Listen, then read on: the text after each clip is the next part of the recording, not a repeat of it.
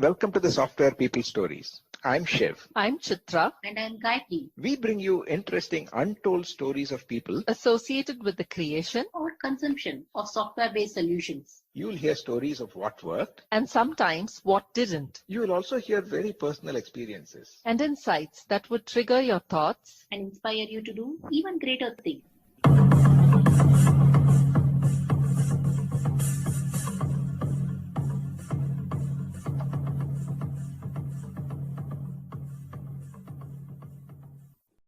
Today, I continue my conversation with Maha Mahadevan, the CEO of Boss Solutions, a company providing technology solutions for ITSM, help desk, and 811 ticket management for the damage prevention industry. In the previous episode, Maha talked about his origin story of how he got into IT, and from being a techie, how he became an entrepreneur, and how his dream of creating solutions was something that he was able to get the organization to do. He also talked about how getting customers, enhancing solutions by listening to them, as well as how to retain confidence when things may not appear to go the way one would ideally have liked it to have. I asked him about how he built the team, his answer to that, and points related to how he bridges the gap between developers and actual users, how he keeps the team motivated, and how, as a company, they sharpened the positioning and chose the industry segments to operate in. We touch upon the impact of scaling as an organization, as well as a solution that needs to scale to multiple customers. His secret sauce about acquiring and retaining new customers as well as growth is something that he also shares. And finally, his career guidance for mid-career transitions as well as entry level, where he stresses upon the importance of domain expertise and experience in specific industry segments. Listen on. Even now, after many years, sometimes people come and say your brochure is very technical. Show me how I will make money or save money or reduce staff. Okay, doing that. So that's what they want to hear on the business side. So that has been a message that we learned quite a bit, and also we found that the people we had to communicate that value to them, the customer. And many times, initially, what the people we had were all technical. They were all the programmers like me and you, and then engineers. So there are some transition or transformation for us that we had to go through. Yeah, that's an interesting point. When you have a fairly technical team and you have aspirations of building the solutions and then engaging customers and all that. Yeah. And we also talked about the ups and downs or the probably initial barriers that one has to get over, in order to get sales and customers. How did you keep your team together? How did the team also kind of buy into this and get excited by this? Of course, we had a very highly motivated set of people, even though they were not really qualified to do the kind of selling that I talked to you about, but they were all motivated, ready to work hard. So some of them are still with us. I mean, a couple of people are still working with us, continuing to work with us because they were right from the beginning involved in our product development and everything. But on the sales side, we made a lot of changes over the years. We had to have new people. We had to go through several sets of training, and then we also had to bifurcate the functions like sales, pre-sales, technical. So those are things that we got to do as we continue to grow. But the team was motivated. But I will also tell you that we had putting the cart before the horse. We had a bigger team than the business we could produce. So at some point, you had to cut down some people also. It was hard doing that in 2001 when the market was really slow and everything. So those are kind of some of the downside of being an entrepreneur. When you have people working with you for a long time and finally you had to say that I had to cut down. There's some sad events of the running a business. Now, the shift from let's say, the staff augmentation or the services to products, Mhm. you also mentioned the need to understand, the customers Mhm. and the business and their language and all that. Yeah. So how do you enable your engineers to get the same kind of an understanding? And what we otherwise sometimes call as the empathy for the users and customers, right? So when you're building Yeah. something Yeah. for someone whom you've not met Mm. or seen, Mm. Mm. what are some ways in which that can be got?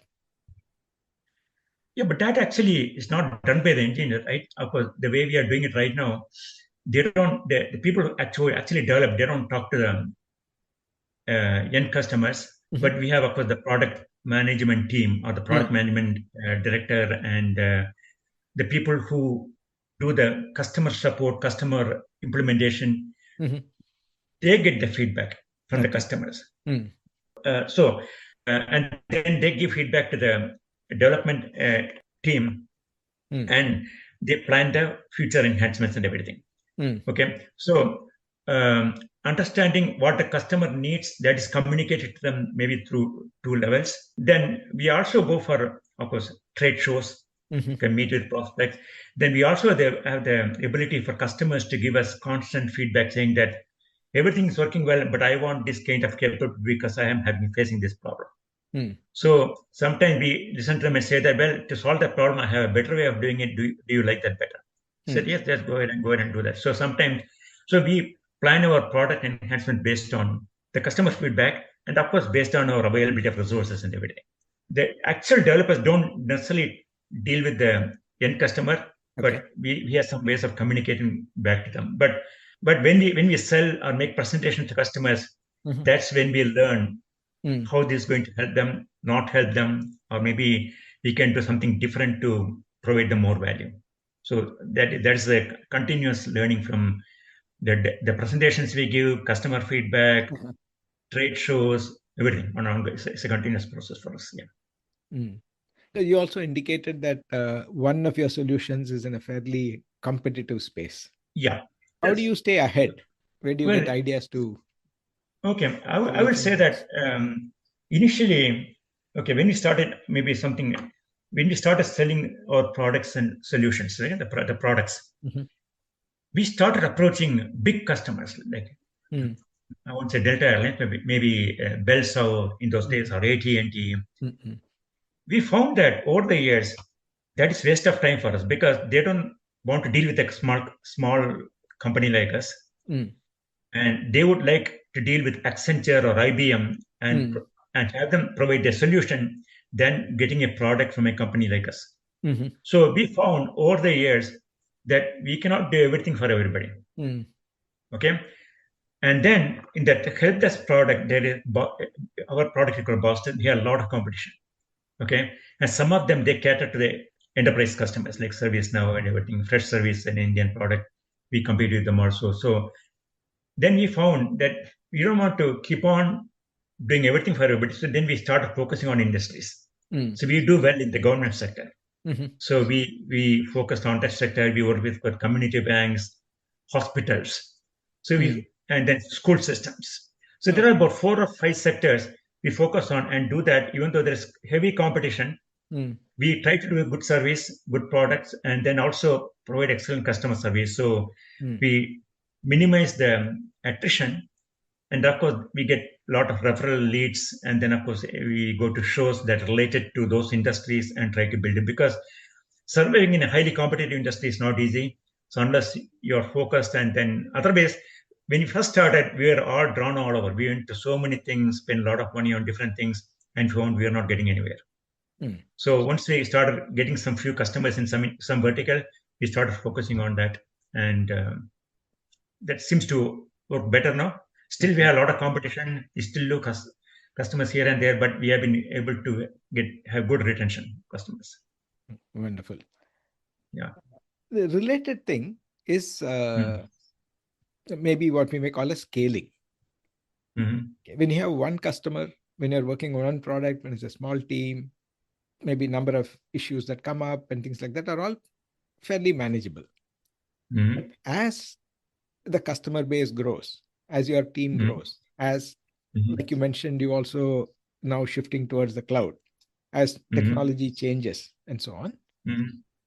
How can the team, one, be comfortable with handling scale and also stay current? So initially when we started, we were doing everything on premise. Okay. Then about 5 years back, we moved into start developing the cloud product, and we kind of sunset our on-prem solutions. Okay. But I'll tell you, let's talk about the help desk product. Okay. It's on the cloud. We thought everybody will jump to the cloud and move everything into the cloud, but that did not happen. That's not happening also. Many customers still want on-prem solution. So we continue to support our on-prem solution, and we found it cannot have all the capabilities what we have done on the cloud. The cloud is on new technology, Ruby on Rails, JavaScripting, and everything, and Postgres database. So what we have done is we have made the same cloud product available on-premise, because we have a lot of government customers, hospitals, because of HIPAA complaint, they don't want to go to the cloud. It is not an IT decision; it's a legal decision. Some of them, they say, we don't want to have anything on the cloud because of, say, Secretary of State, one of our customers in Georgia. They don't want to go to the cloud because of all the elections and everything. They want everything to be on-prem. So there's several customers like that. So we decided to make the cloud product also on-premise.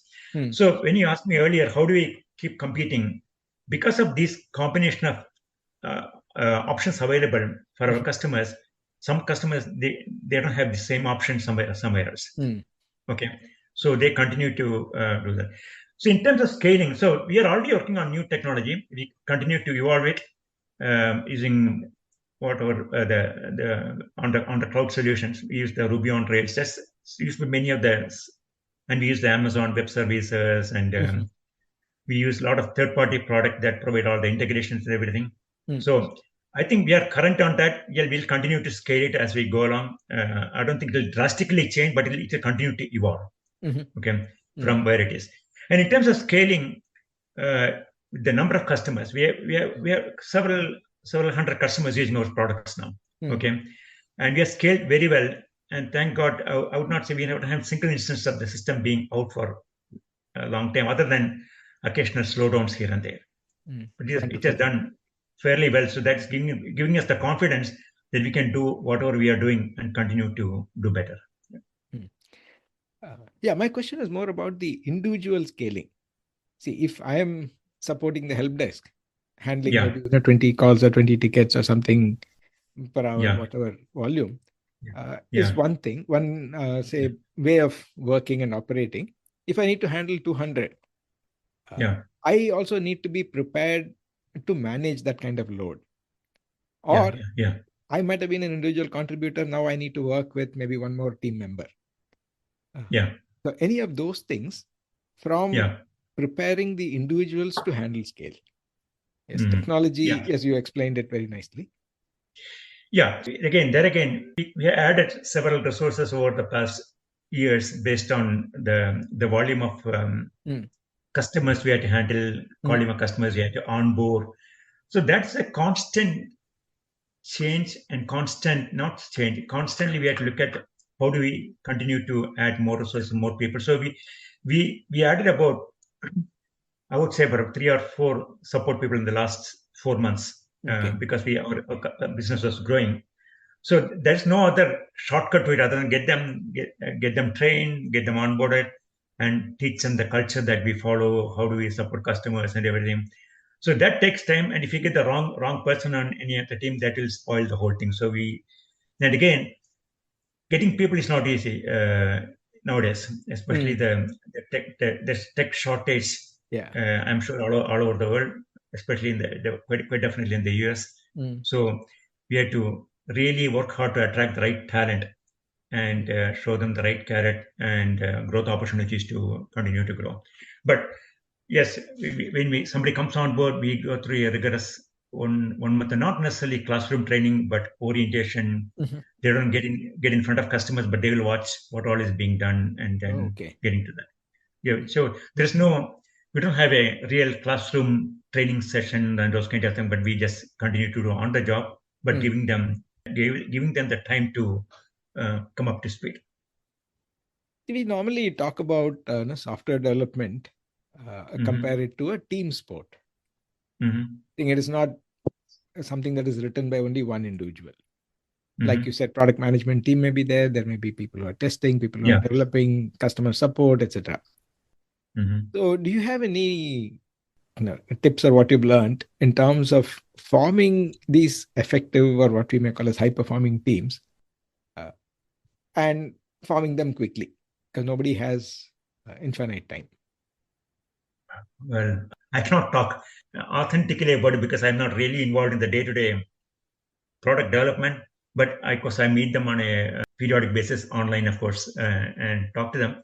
But that is handled by my product development director. He does it well. So we follow all of the agile methodologies, keeping them motivated. We give them all the people get quarterly bonus based on how things are being done. So of course that motivates them, and especially some people working overseas, we bring them to US once in a while to have them meet the rest of the team. We conduct user conference every year, so we bring them over to the user conference. They get to meet many of our customers, talk to them, and everything. So that's we have to keep them motivated, and that's very important. Because again, for a product company, it's more important because it's not like we're developing something for 1 year and then forgetting it. This is something. So the knowledge they have is quite valuable, and so when we lose any good developer, it's a big loss for us. Because we need to get somebody else and bring them up to speed. So we try to our best to keep them motivated and happy. Because the knowledge about the customer, the product, everything is so critical, right? Absolutely. This whole knowledge management takes a different scope and turn. Yeah. So that's a big risk in stuff. I would say if a bunch of the developers come and say, I'm leaving, it's a big problem for us. So we try to do our best to keep them. It has been going well, and they are very nice guys. Yeah. Okay, nice. See, as we draw towards the end of our conversation, I normally like to ask tips from the guests for careers of two segments of people. One, people who are considering a career in IT, or people who are probably in their mid-career. I want to ask this slightly differently with you, because you have been on, let's say, more on the entrepreneur side for a long time now. So if somebody who's in his or her mid-career approaches you saying that, do I have a role in Boss Solutions? What are the qualities that you would be looking for, and how can one probably prepare themselves or develop those? Are some of those developable skills? And of course, for the people who are considering starting a career in IT, what would be your guidance? Yes, starting and in terms of finding the right one thing, I would suggest to anybody who is trying to transition into IT in the mid-career. So I'm assuming they don't have much of a IT background, right? They're starting new, right? Is that what your question is about? It could be that. It could be people from other domains wanting to come to IT, or even people who've been in IT in, say, a larger organization as an employee, and they want to get into a product company. Yeah. One thing I felt, of course, I'm in my 60s, so people like us in this age group, one thing I find, people who are still continuing to do well. When I say do well, I mean being a hot commodity in the market. That means they're still being sought after. Or people who have a lot of experience, a lot of expertise in particular industry segments. Okay, like supply chain, okay, or maybe manufacturing. There's so much knowledge. Doesn't matter what they do in programming, or doesn't matter whatever they do. Their knowledge is so valuable. So people who have a lot of domain expertise, okay, they can do it. There are a lot of opportunities. Okay, but if you are just being a programmer, one problem with this, you cannot for 40 years keeping up with technology is not easy thing, right? Just changed so much now. But if you can successfully if you've done that successfully, that's also quite valuable, right? But the people who find it difficult are people who are not doing more like I would say some kind of maintenance job, or not really getting involved in being as an expert in an industry, they find it difficult to survive in this space for a long time because it's technology. So the best advice or the best advice I feel, or the opinion I have about, is if you are an industry expert in any segment, you can continue to do well no matter what. Some people are working on what the big data and those kind of things.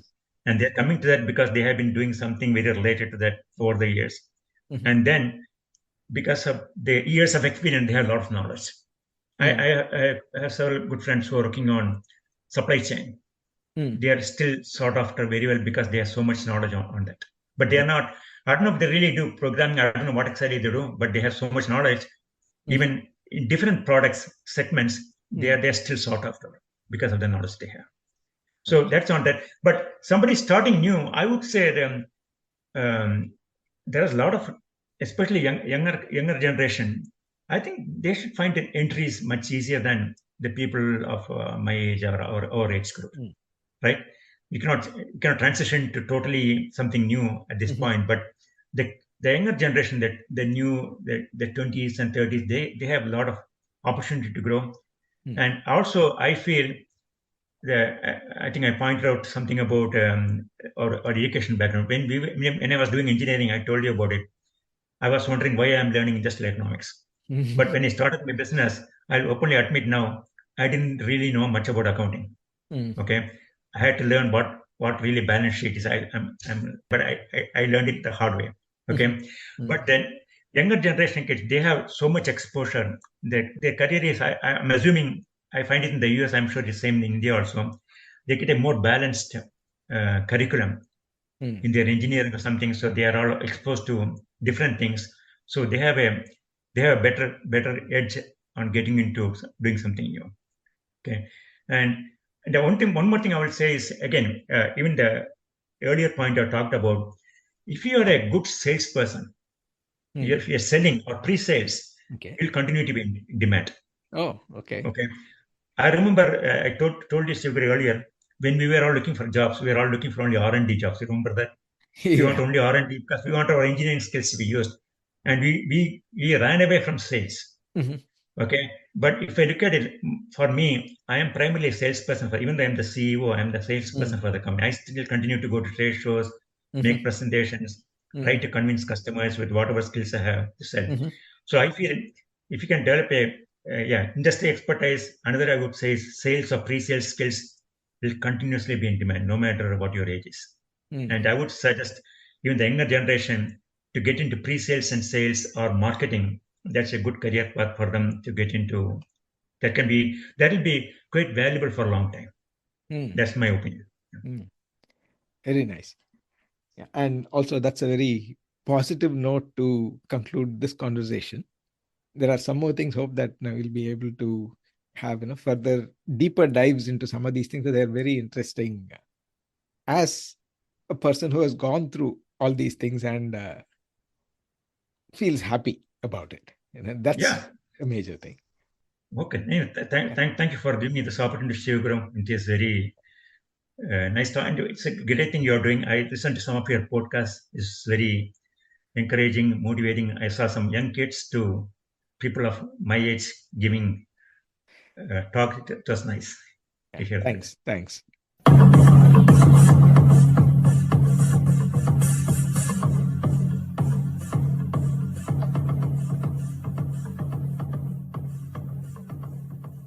We thank Siddharth for the music and Anita for promoting the Software People stories. If you like this episode, please subscribe on your favorite podcast client and spread the word in your network. If you'd like to share your story, contact us at podcasts@pm-powerconsulting.com.